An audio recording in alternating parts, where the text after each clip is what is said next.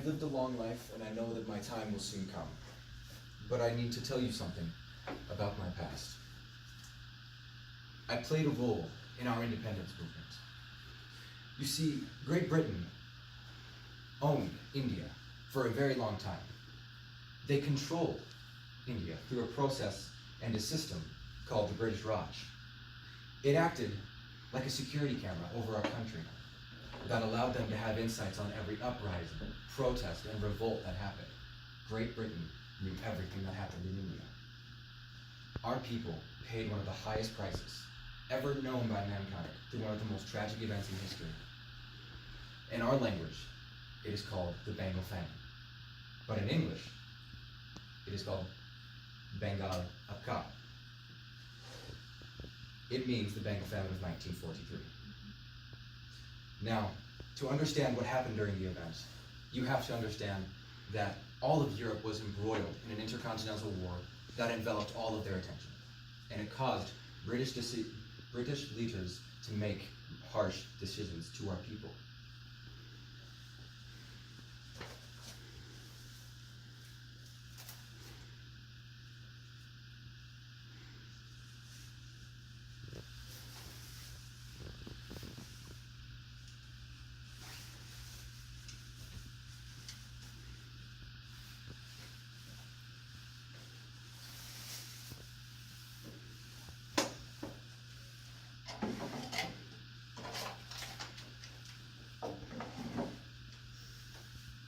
By the order of King George VI, enacted by I, Winston Churchill, to be executed by Field Marshal Archibald Wavell. Your first duty is the defense of India from Japanese menace and invasion. Owing to the favorable turn which the affairs of the King Emperor have taken, this duty can be best discharged by ensuring that India is a safe and fertile base for the British and American offensive. But we also have to try and promote peace in India while we're there. Peace, order, and a high condition of wartime well-being among the masses of the people constitute the essential foundation of the forward thrust against the enemy. The material and cultural conditions of the many peoples of India will naturally engage your earnest attention. But I have to address their conditions. The hard pressures of World War have, for the first time for many years, brought conditions of scarcity, converging in some localities into actual famine upon India.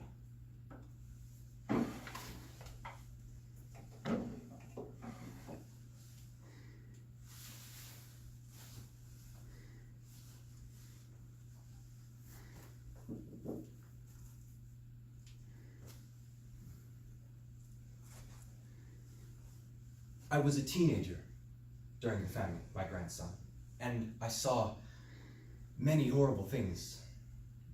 I watched the son of my neighbors and my longtime childhood friend slowly die of starvation. His parents were also dying, and this was only the beginning of the famine. It was such a tragic thing to see, and it brought everybody we knew so much pain. His parents were so tired at the time that their son died that they couldn't even cremate him, and his body just laid in the street. I remember seeing the bodies of people that I knew from everyday life, friends from school, just lying on the streets in piles. Their bodies all starved and skinny, and bones protruding from their flesh, and skin so tight it appeared to be like parchment paper.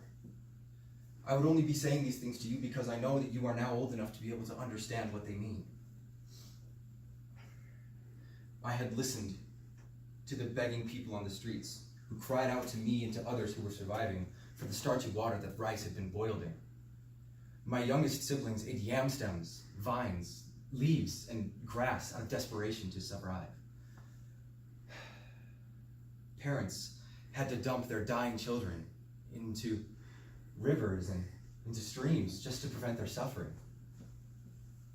I watched as dogs and jackals feasted on the piles of bodies in Bengal's villages and cities. It was such a terrible thing to see, and it shook me to my core. The ones who escaped were men who migrated to Calcutta, and women who were forced to do the unthinkable and sell their bodies and their children just to feed themselves. Mothers had turned into murderers. Fathers had turned into traffickers of daughters. Village belles had turned into whores out of desperation. Communities had been decimated and stripped of all their humanity. At the height of the famine, almost 300 people were dying gruesome and painful deaths every day. There was a man in India who was born there and got his education in Great Britain and learned of civil rights and civil justice and returned to India to set his country free. You've heard of the man who led us. He is a legend and a role model for everybody in India. His name is Mahatma Gandhi. At the time that I decided to join his movement, I was furious. Great Britain had made decisions that made the famine worse, and they lied about their decisions too. This was an outrage to me. Winston Churchill purposely ordered ships in the Bay of Bengal not to stop in India to feed us. This meant that we had no way of feeding ourselves. This was one of the most tragic things that had ever happened because I knew then and there that we were not going to get any help.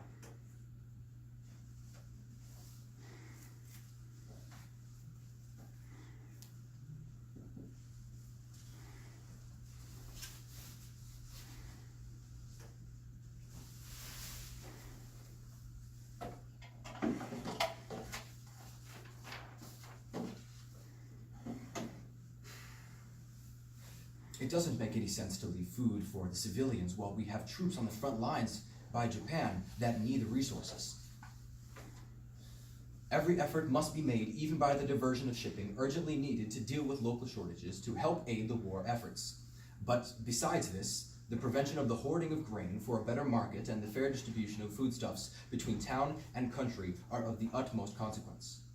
No democratic government can flourish in India while so many millions are excluded from those fundamental rights of equality between man and man upon which all healthy human societies must stand.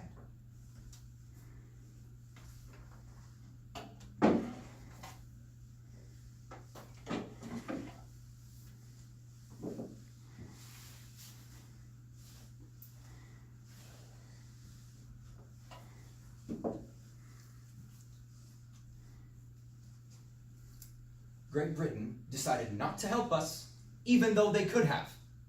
As if that wasn't bad enough, they decided to use scorched earth tactics on our rice ports and paddies in an event and in a hope to make our country seem undesirable to Japan, who had been threatening to take us for the last 3 years. They wanted to invade our country and take it over for their gain. But since Great Britain burned our ports and paddies, we had no way to supply for ourselves. This further angered me and all of India. Winston Churchill even later admitted to being biased against our people, claiming that he did not see the colored races as superior or as even equal to those of the whites back in Great Britain where he was most used to. I decided that with joining Gandhi's movement, I had to make a difference in India. Now, as my family and my friends were dying around me, I had realized that this tragedy had reached its peak and that there was nothing that I could do other than protect myself and save myself.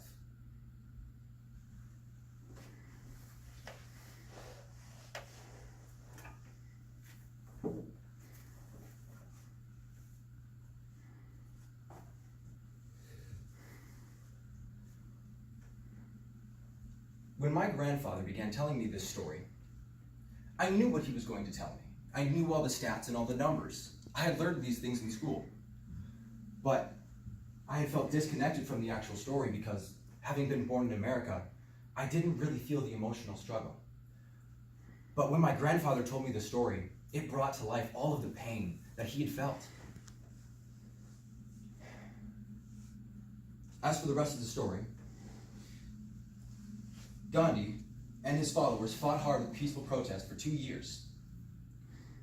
At the height of his popularity and his fame in India, he gave a speech that the country of India will forever cement as legendary. Nowadays, it is called the Quit India speech. This was the speech that brought national attention to our movement and ended up leading us to our overall success. But at the time the speech was given, there was immediate persecution, and over 60,000 of our members were arrested and detained, and some were even executed by order of the British Raj. It seemed like there was nothing that was going to change, but there was still a light at the end of the tunnel.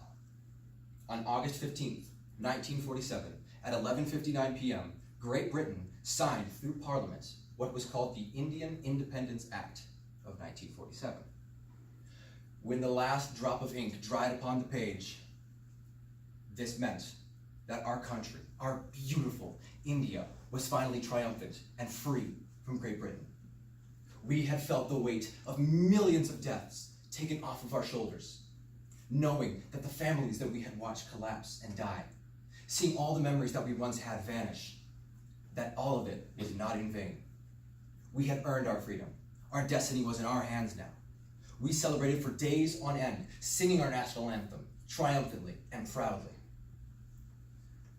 But through all this tragedy, if there was one thing that I want people to learn, it is that in times of crisis, when there is inequality, you must fight as hard as you possibly can.